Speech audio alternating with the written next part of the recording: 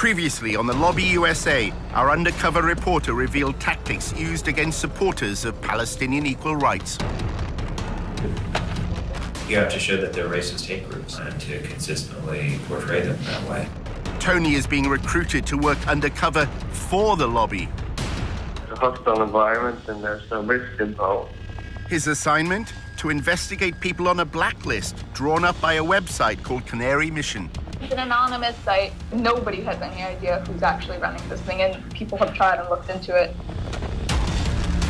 In the third of a four-part series, Personal Attacks, Smears on Anonymous Websites, how sections of the pro-Israel lobby use unscrupulous means to discredit supporters of Palestinian civil rights.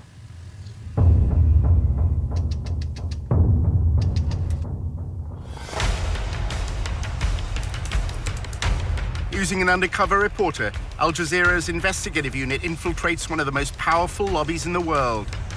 Getting $38 billion in security aid to Israel matters, which is what AIPAC is doing. We examine how the lobby, led by AIPAC, the American Israel Public Affairs Committee, has secured unwavering support in Congress. Congressmen don't do anything unless you pressure them. And the only way to do that is with money. What the lobby is all about is to make sure that Israel gets special treatment from the United States forever. But after occupying Palestinian lands for half a century, the pro-Israel lobby is facing a new challenge. We called for a full boycott of Israel, divesting from it, and eventually imposing sanctions on it to achieve UN-stipulated rights of the Palestinian people.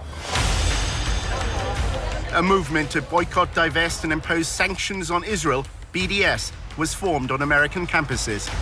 It seems to be achieving its goals. It threatens future American support for Israel. We believe in justice for all people. That means the occupation has to end. Israel's Ministry of Strategic Affairs responded with a covert operation to defeat BDS. אתה צריך לעשות את זה עם הרבה מאוד עמימות. זה לא גוף צבאי היררכי שאם הרגנו את X, אז כל הגוף מתחתיו לא פועל. The Israeli government leverages Jewish organizations in the diaspora. Absolutely. It's a psychological campaign involving spying and smears. You discredit the messenger as a way of discrediting the message. Just stay on message. And what is that message? BDS is a hate movement. While our reporter monitored pro-Israel groups, he was asked to go undercover for the lobby. You're going into enemy territory. It's not for everybody.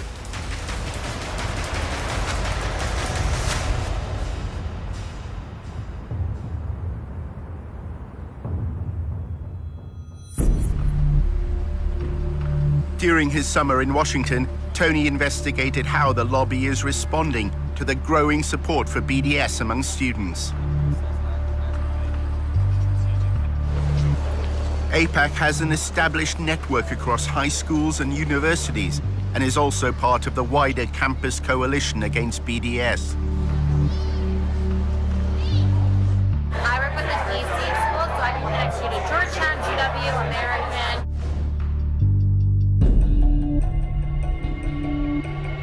I think that you would really benefit from a conversation with the Israel on Campus Coalition. They also coordinate a lot between organizations. So like AIPAC, we focus on political. We have one very specific, very effective angle for combating BDS, but the ICC pools resources from all of the campus organizations so that like they're tapped in on all angles. The Israel on Campus Coalition is a coordinating group at the front line of the battle against BDS. We built up this massive national political campaign to crush them and to fight back and to fight fire with fire.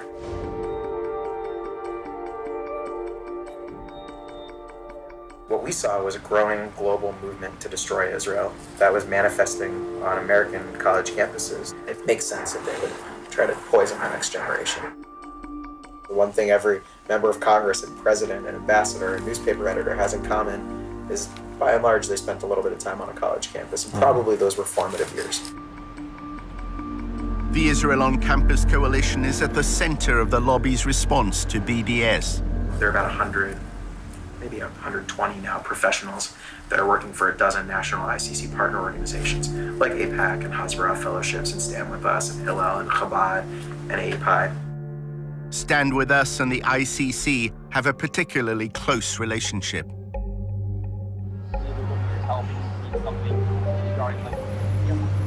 The Israel on Campus Coalition, they really oversee like the whole movement. They're sort of the ones that like have the bird's eye view.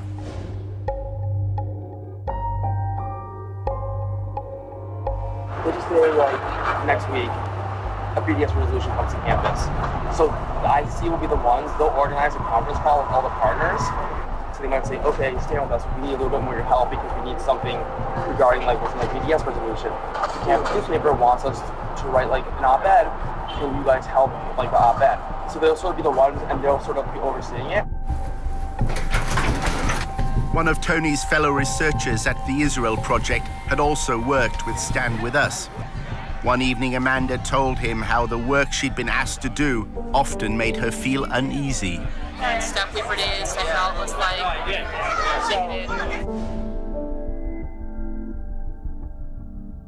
it would be like pictures of Palestinian kids with a knife.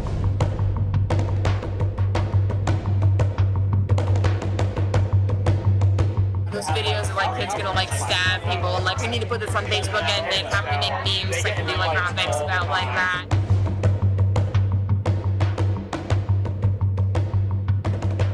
It was in everything. It was in like presentations on Palestinian terrorism that we did for college students and high school students. And it was like on our Facebook pages.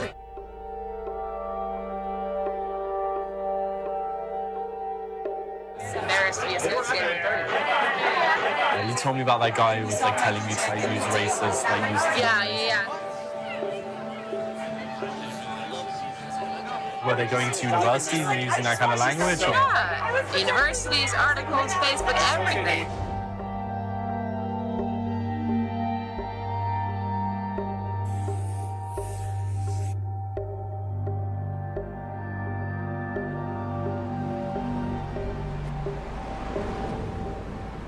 At the Israel Project's offices, Amanda confided further in Tony. Her boss at Stand With Us instructed her to call BDS a racist hate group as often as possible, she said, because it polls well. Stand With Us also had what she described as a covert group which would slander people as anti-Semites. It made her feel uncomfortable. Amanda recalled how Stand With Us was involved at her university. Students who criticized Israel's treatment of Palestinians were routinely accused of anti-Semitism. The pro-Israel side would say things like, it's anti-Semitic. Say things like, why are they targeting Israel and not other Arab countries? You know, like, look at all this bad stuff happening to other places. And,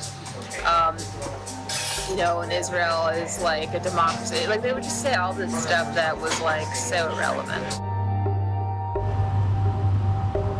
Do you think that there have been well-intentioned activists on American campuses who have found themselves in very difficult situations because these pro-Israel groups have tarnished them as anti-Semites? Oh, absolutely.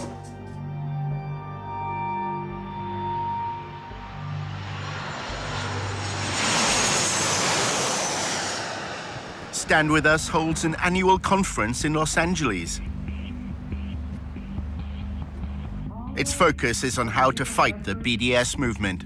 To reveal the true nature of BDS, a venomous, deceitful, anti-peace, anti-coexistence movement that will settle for nothing short of the annihilation of the Jewish state.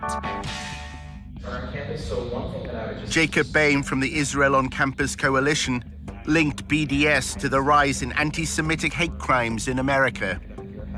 Anti-Semitism is increasing in general, right? In the same way that we're seeing anti-Semitism increase in the community, we're seeing these awful, terrifying desecrations of Jewish cemeteries. Campus is no exception. At a social event held by a pro-Israel advocacy group, Tony finds out more about Stand With Us. Many here are recent graduates with backgrounds in student politics. I was the chief of staff for my friend who was our student senator.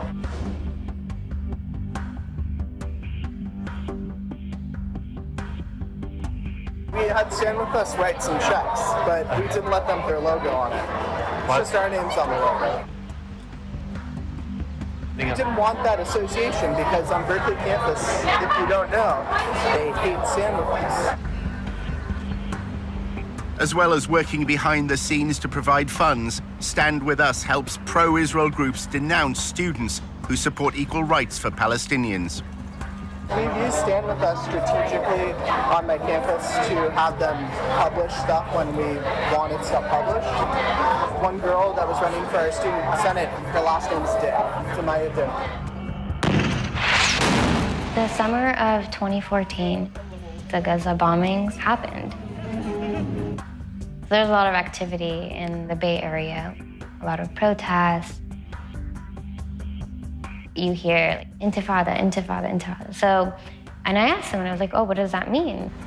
When Samaya stood for the Student Senate at Berkeley, the Arabic word meaning uprising inspired her election slogan. My last name means faith and governance, a way of life. There was other hashtags, so it was like Din for the Win, Din Dynasty. I didn't really like them. So when I launched my campaign, it just seemed fitting to launch it with, hashtag Dintifada. She ran on the hashtag Dintifada as her Dintifada, her last name's Din, Samaya Din. And we're like, this isn't okay. Stand With Us and launched a social media assault on Samaya's campaign and her character. We had a campaign party, it was a launch party, and an hour later, I'm getting all these messages.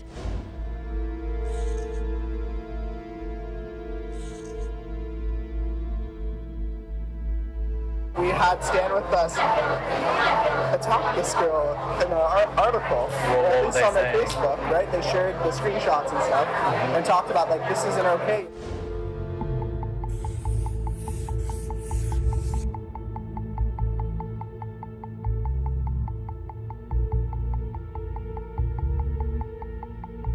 The next day, Stand With Us completely took my campaign slogan out of context. It's just an Arabic word, meaning uprising. And they redefined it to then serve their own purpose. The redefinition to me was killing of all Jews.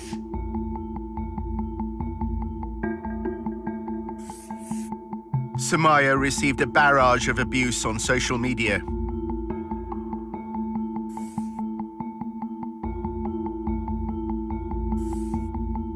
They called you a frustrated, sexually repressed woman. They said you were scum. They wanted to kick you out of the country.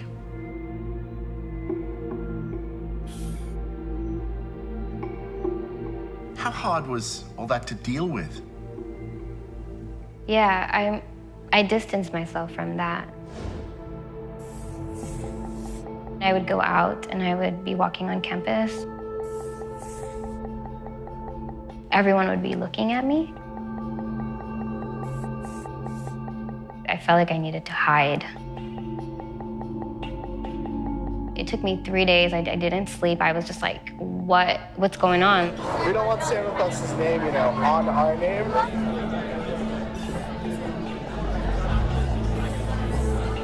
They have all sorts of followers, and some of those people are a little crazy.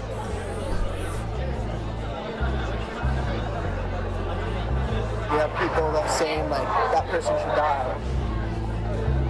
This girl was getting death threats. People are like, she's a terrorist, blah, blah, blah.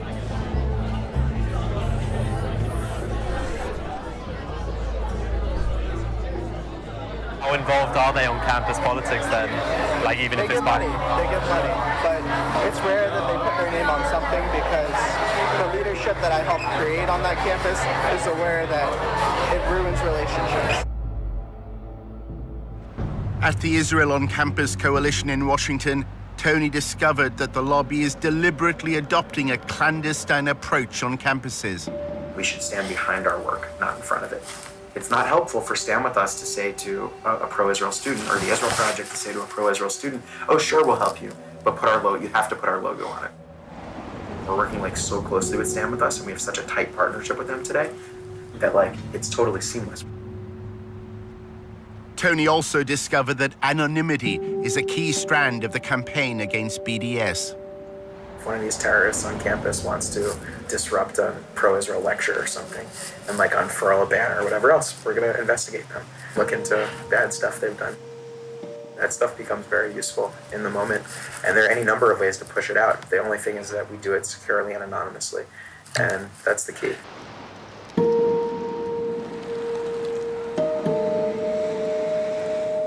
It was a Sunday. I was in the kitchen. My partner was in the living room with my daughter. Came in with her laptop, and she said, "You've got to see this." Bill Mullen has been a campaigner for the BDS movement for years. His wife had been sent a link to a website containing a letter addressed to her. This letter purported to be by a former student who said that she had been sexually harassed by me, and she had found other students at Purdue who had had the same experience, and she was writing this letter to tell their story. With the anti-Israel people, what's most effective, what we found, at least in the last year, is you do the opposition research, put up some anonymous website, and then put up targeted Facebook ads. Within a very short time, within about 48 hours, we were able to establish that these multiple sites that we had found attacking me had been taken out almost at the same time, and that they were clearly the work of the same people. Every few hours, you drip out a new piece of the opposition research. It's psychological warfare. Drives them crazy. One of the accounts said that in the process of supposedly putting my hand on her, I'd invited her to a Palestine organizational meeting. And I thought, well, you're sort of putting your cards on the table there, whoever you are. We found out that a student at Purdue, who I work with, had also been targeted. A former activist with Students for Justice in Palestine agreed to speak only with her face concealed. It said that I would get drunk and go and have sex with multiple guys, and that's just a huge attack on my character and a massive lie. My parents were very upset. They immediately told me to quit my involvement with SJP. They either shut down or they spend time responding to it and investigating it, which is time they can't spend attacking Israel. That's incredibly effective. The main focus was to attack my reputation and my character, pretty much to mess with me so that I don't want to continue my involvement with SJP. It was really an attempt by people who didn't know us to think, maybe I can destroy this marriage at the very least. Maybe I can cause them horrendous personal suffering. The same letter purporting to be harassment to my wife used the name of our daughter. I think that was the worst moment. I think we thought, these people will do anything. They're capable of doing anything.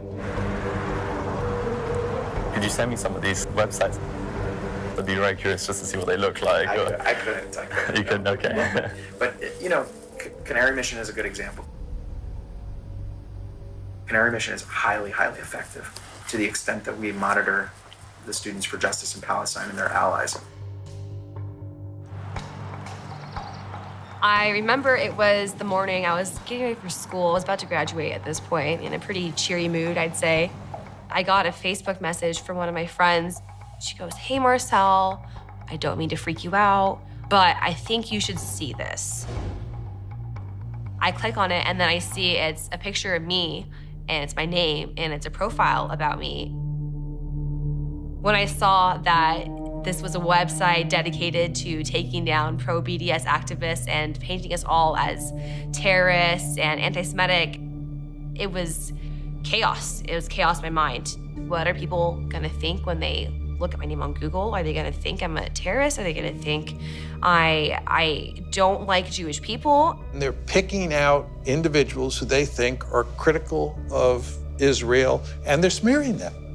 And they're telling them that what's going to happen here is if you don't cease and desist from acting like this, we in the end will do much to destroy your career. A few years later, these individuals are applying for jobs within your company. Canary Mission's promotional video threatens to pass these smears onto prospective employers. Ensure that today's radicals are not tomorrow's employees. It was shattering to me because I had to look for a job, I had to start my life, and now I had this website smearing my name before I even got a chance to really make a name for myself. Somebody did contact my employer and ask for me to be fired based on my pro-Palestine activism. They said that, you know, if they continued to employ me, that their values are anti-Semitic. It can be really scary at first. I was mostly harassed via Twitter. They were tweeting me like every 2 or 3 days. They take screenshots, even way back to my Facebook pictures that don't even look like me anymore, just digging and digging through my online presence. They're terrified of Canary Mission, and it's about time. We had always been afraid of ending up on there. It was like very personal. They see us as such a threat that they have to kind of twist and turn and delve into our personal lives. As if they were trying to scare us into stopping our work. Their Twitter campaign is relentless.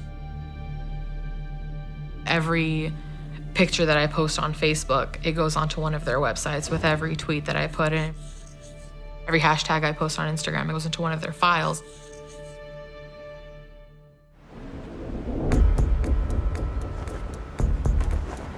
The research operation is very high tech.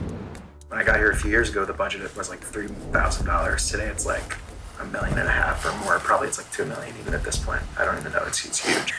It's a massive budget. We've got major political consulting firms on retainer that are here all the time. We have our own opposition researchers. We have a lot of communications capabilities, and what's most interesting about it, I think, is that 90% of the people who pay attention to this space very closely have no idea what we're actually doing, which I like. Caffeinated, yeah, I tried it, yeah. As he left his meeting at the ICC, Tony reflected on the way Jacob Boehm had reacted to his questions about Canary Mission. We do it securely and anonymously, and that's the key. It sounds very similar to like a Canary Mission and that kind of thing. Is that, yeah. Are you guys like in touch with them at all, or is there any kind of, no? No, Canary Mission is totally anonymous. Yes. Yeah, I was it's wondering. hard to figure out who's behind it. Canary Mission is highly, highly effective to the extent that we monitor the Students for Justice in Palestine and their allies. We're doing it back. I mean, not we, but there's some anonymous group. We don't know who's behind it. I would ask where they get their money from, because ultimately that tells you where the control is. In part 2, we reveal for the first time who set up and finances Canary Mission. He called a group of us to ask us what we thought. I told him actually I thought it was a bad idea, but he did it anyway. And how the pro-Israel lobby uses smears to try to change American law. Investigate us for what? For doing nothing wrong?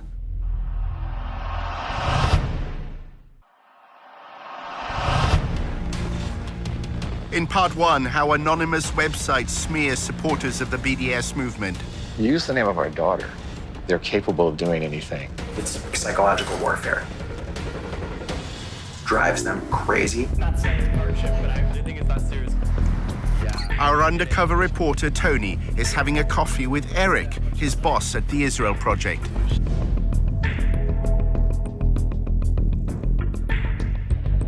Tony wanted to find out more about Canary Mission. There's a guy named Adam Milstein who you might want to meet. He's a convicted felon. That's a bad way to describe it. He's a real estate mogul.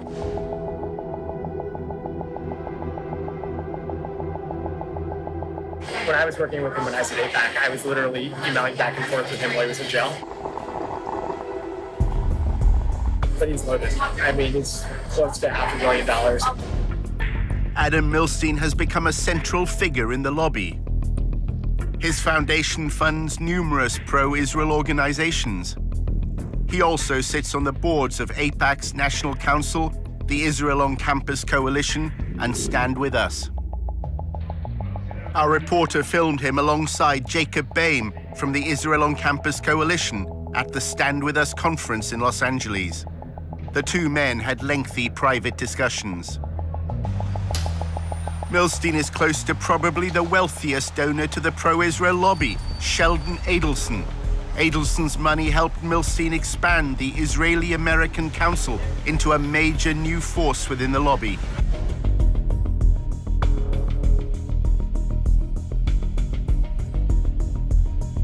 Adelson arrived at the 2016 IAC conference with Rudy Giuliani, now an advisor to President Trump.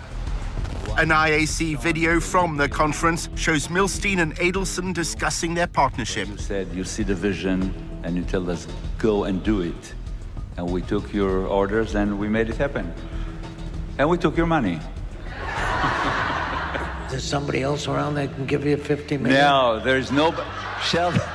Eric is wary of Adelson's relationship with the US president. He's really impulsive. If he gets a call from, Donald Trump, comes to get all the pro-Israel organizations to start helping us. He starts twisting their arms and putting pressure on them. Like, I give you $1 million. You better start putting out TV ads. And you're like, what the that's not our goal. It's not our mission. Tony attended the Israeli-American Council's annual conference. At a party, he spotted the IAC's chairman, Adam Milstein. It's very important we're proud Jews. We're not, I was born Jews, but I'm really not Jew, and I'm not sure I'm proud Jew. We're proud about our history. We have strong connection to the land of Israel. So this Israeli identity is now all over the world. I'm Tony. I'm in the Israel Project with Eric Gallagher. Milstein told Tony how critics of Israel should be handled.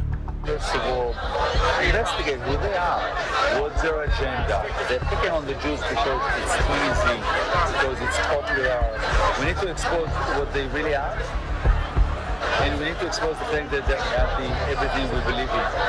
And we need to put them on the run. Right now, they can do whatever they like, terrorize us, and we are... How do we put them on the run, though?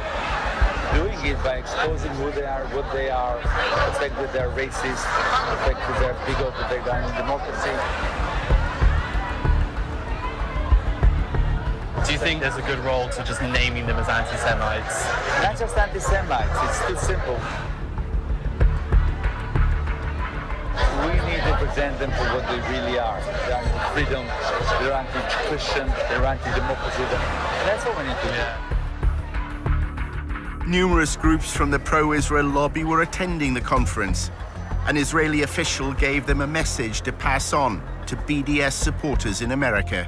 Everybody out there who has to do anything with BDS should ask himself twice, do I want to be on this side or do I want to be on the other side? If I'm submitting to BDS, what would be the effect?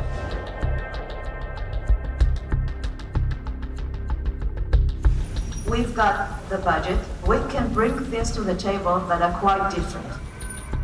In episode 1 of The Lobby USA, Tony discovered that the Israeli government has launched a covert campaign to gather information on American citizens.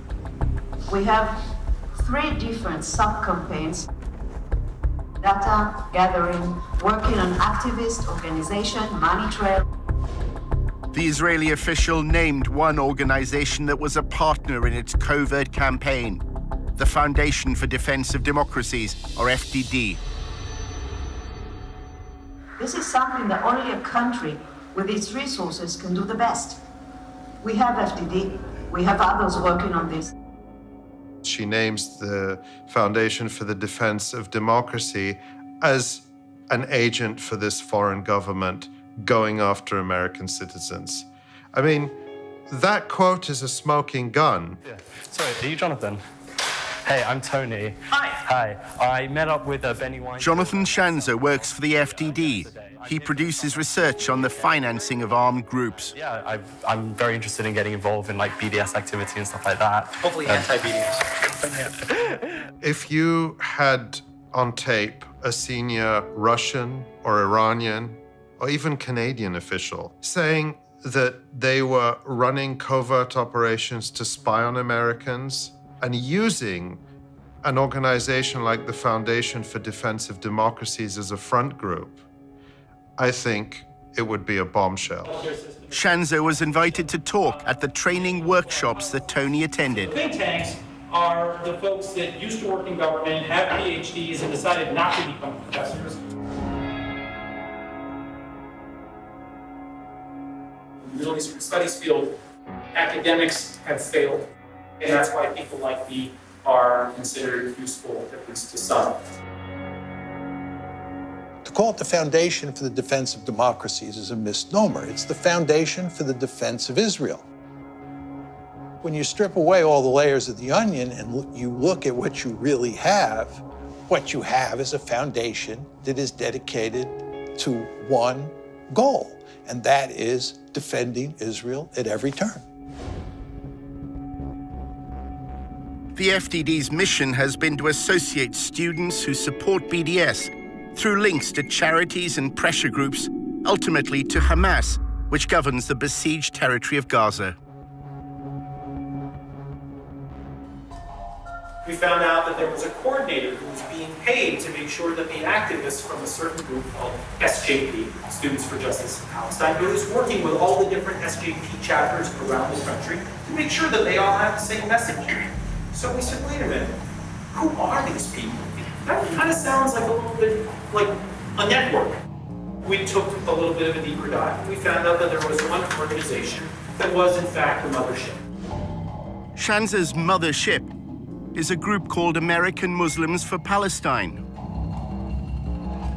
Here's the remarkable thing, is that this organization has employees that used to work for Hamas charities here in the United States.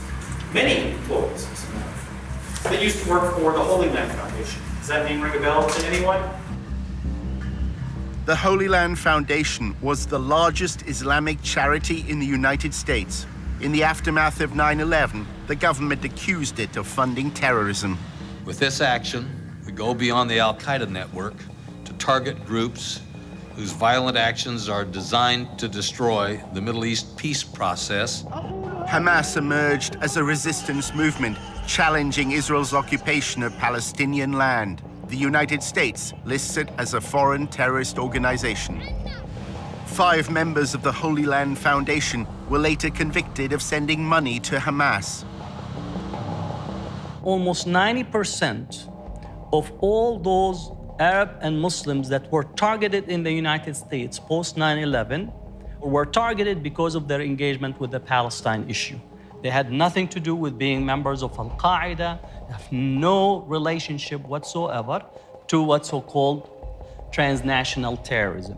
There's been a very strong trend from Israel and its advocates since the September 11, 2001 attacks to portray Israel as part of a civilizational war where Israel is on the Western side and Israel's critics are on the side of the terrorists. According to reports in Israeli newspapers in 2008, Prime Minister Netanyahu said 9/11 had been good for Israel. The attacks had swung American public opinion in its favor. It's not surprising, one of the largest cases that we had in this country was the shutting down of the Holy Land Foundation. If you look at all those that were targeted in relations to the Palestine-Israel conflict and their engagement politically. Turns out there are 3 individuals currently working for what we'll call a mothership that used to work for the Holy Land Foundation. 3 former volunteers at the Holy Land Foundation are now involved with American Muslims for Palestine. None of these individuals has been accused of any wrongdoing in the United States. So I'm thinking, okay, terror financiers. I used to do this for a living. I used to work for the Treasury Department tracking terrorist money. I know these guys. What's going on here? We have no affiliation with any foreign organization. We don't receive money from overseas. And this mothership organization is a very small organization. But the pro-Israel advocacy class heard another message. It was that the primary driver of the BDS movement in America is all populated by people who are former Hamas charity employees. This is not a grassroots organization. This is not a grassroots movement. It is being coordinated by very bad people, and it needs to be made known. Think tanks like the FDD play an important role for Israel in the media. Their selective use of evidence is often presented as legitimate academic research. They try to educate people to understand that Israel is effectively a Western liberal democracy in the sea of terrorist states, which is the Arab world. The other goal is to intimidate and to smear people. Shanzer is invited by pro-Israel congressmen to provide evidence before subcommittees on terrorism in the Middle East. He uses them to insinuate that prominent activists for Palestinian equal rights are linked to armed groups. AMP's founder and president, Hatem Bazian, was one of two featured speakers at a 2004 fundraising dinner in California.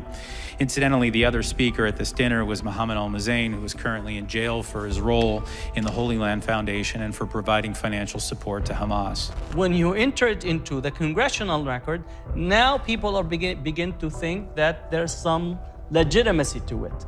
So this dumping of utter nonsense and garbage into the congressional record, into a legitimate hearing, will have an effect down the line. There's also Osama Abu Ershad. He is currently the National Coordinator and Policy Director for AMP. Mr. Abu Ershad also runs a pro-Hamas newspaper in Virginia. They made Palestine as a front on the war on terrorism. It was Al-Qaeda that attacked the United States. It wasn't Hamas or any Palestinian organization. It was Al-Qaeda. I should note here that our open source research did not indicate that AMP or any of these individuals are currently involved in illegal activity. He himself, in his testimony in Congress, he says, we have no evidence of any wrongdoing by this organization, but still you have to investigate them.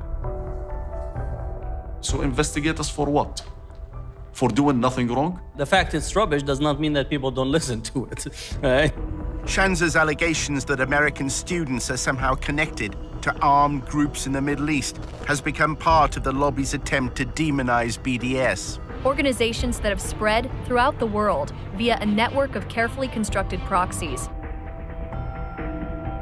We should promote the fact that, according to Jonathan Shanzer, knows terrorism, he said a group of people who were active in funding Hamas have now formed a group, American Muslims for Palestine. Shanzer, testifying, said they're a leading driver of the BDS campaign. They're the most important sponsor and organizers of SJP.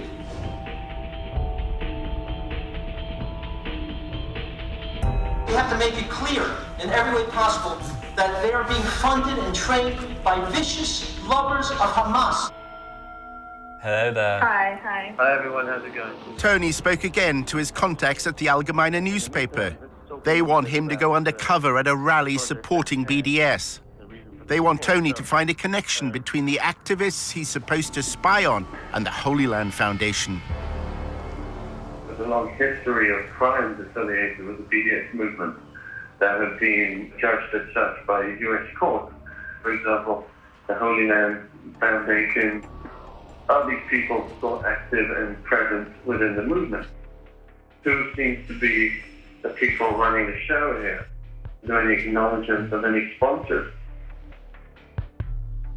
This is an incestual business. You know, they're all interconnected. This is not me just spouting off because I'm paranoid. There have been actual cases, like the Holy Land case that happened a few years ago. A lot of these guys had worked with those people, and they themselves have not yet been indicted, but they're all interconnected. Part of the reason why that is so crucial is because when you're making lines from one organization to the other, eventually you make a line to Hamas, to Hezbollah, to Iran.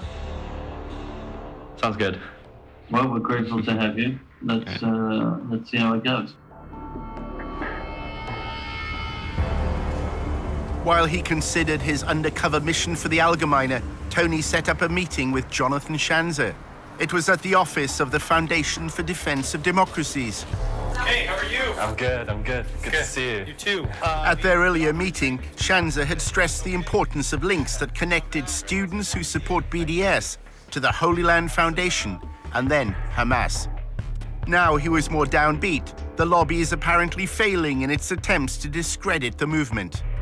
BDS has taken everybody's surprise. It's come up, behind everyone's back and bit them on the ass. Yeah, that's a complete mess. I can tell you that I don't think anybody's doing a good job. We're not even doing a good job. We did some good research, but we haven't figured out how to do anything with it. Schanzer is unhappy that his alleged links between Students for Justice in Palestine and Hamas have not been publicized more widely. The stuff that I shared with your group, our hope was to really, make this something that people could sink their teeth into, but no one has turned it into, no one's weaponized it, is probably the best way of describing it. The slurs the lobby once relied on are no longer working. Personally, I think anti-Semitism as a smear is not what it used to be. Schanzer's now trying to link BDS to a small Palestinian faction that once was involved in militancy, the Popular Front for the Liberation of Palestine. So you got Hamas on one hand, you got PFLP on the other. Sooner or later, this stuff will come to light. What have you found so far? We'll come out with something when I've got enough.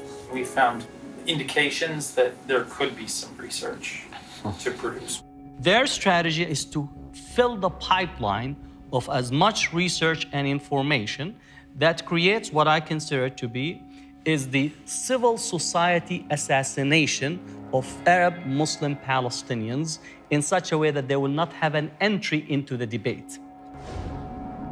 Schanzer claims he's found yet another means of discrediting the BDS movement, this time connecting it to the Muslim Brotherhood. The problem is the Muslim Brotherhood's not an illegal organization in the United States.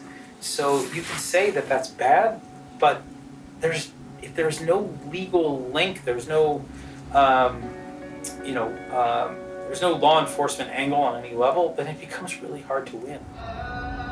The Muslim Brotherhood is a loose international movement which endorses the political expression of Islamic values. Congress is now considering designating it as a terrorist organization. They are moving right now with a bill to try to ban the Muslim Brotherhood movement.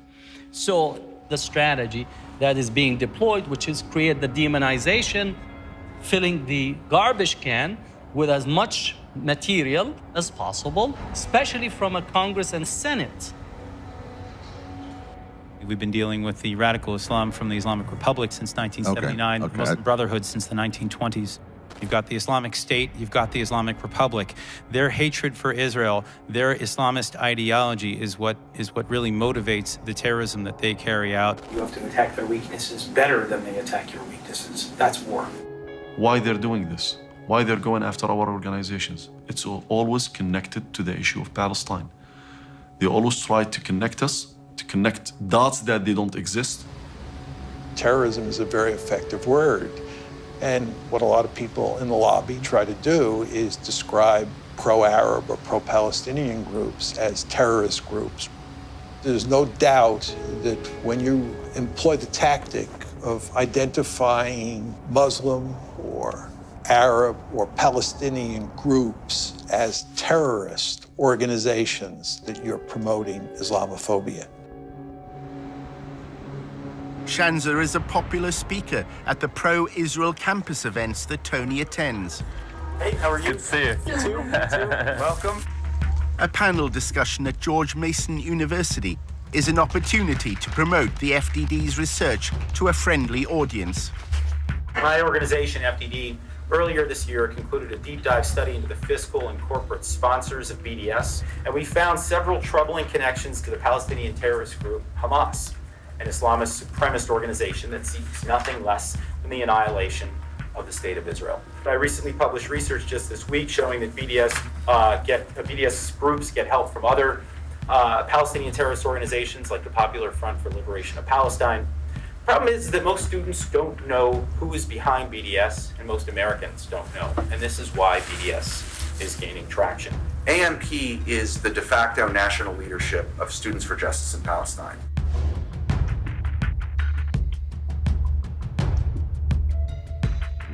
There is an actual direct connection between the people who were involved in raising money for Hamas and people who are involved in BDS activism on American campuses today.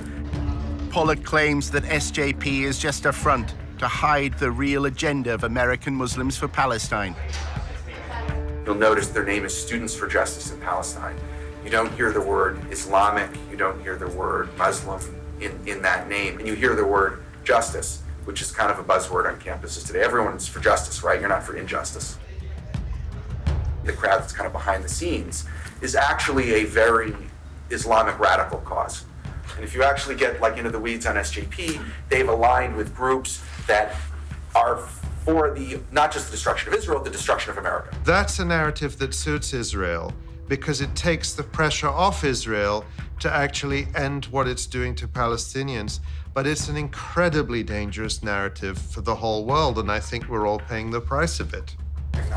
Pollock even accuses Jewish supporters of BDS of being in league with Hamas. Jewish Voice for Peace, or as I call it, Jewish Voice for Hamas. It'd be like having a group called African Americans for Slavery. It's like, it's crazy, right? A lot of the JVP people are not Jewish. They've had a real problem of people basically pretending to be Jews because the anti-Israel activism it's a little more sexy.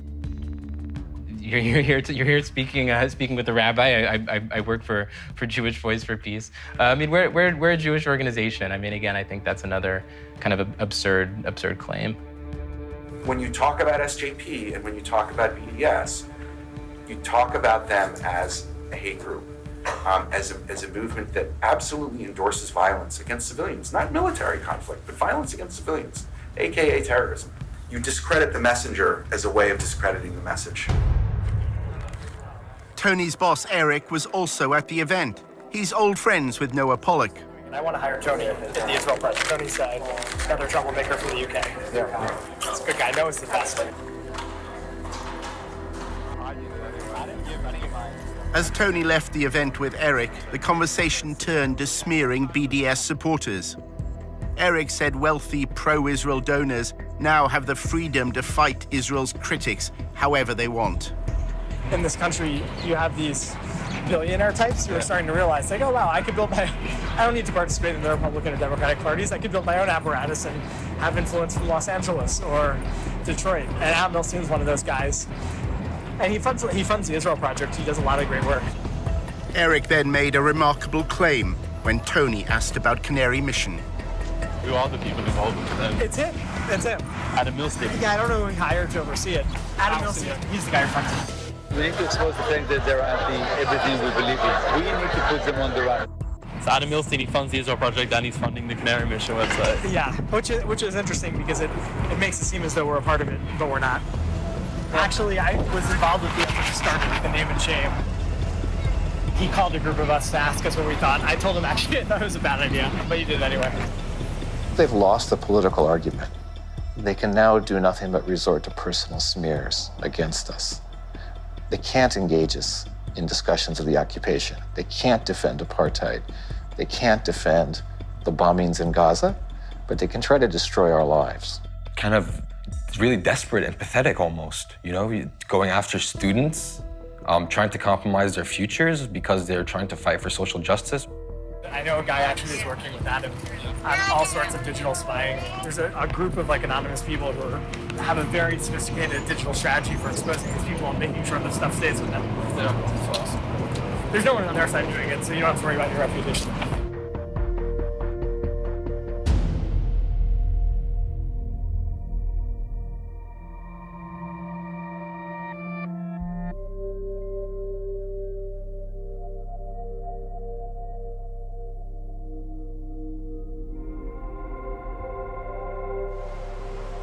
In episode 4, how the pro-Israel lobby is fighting the public relations war. the activism has to be like very provocative and attention-getting and just like total like no given.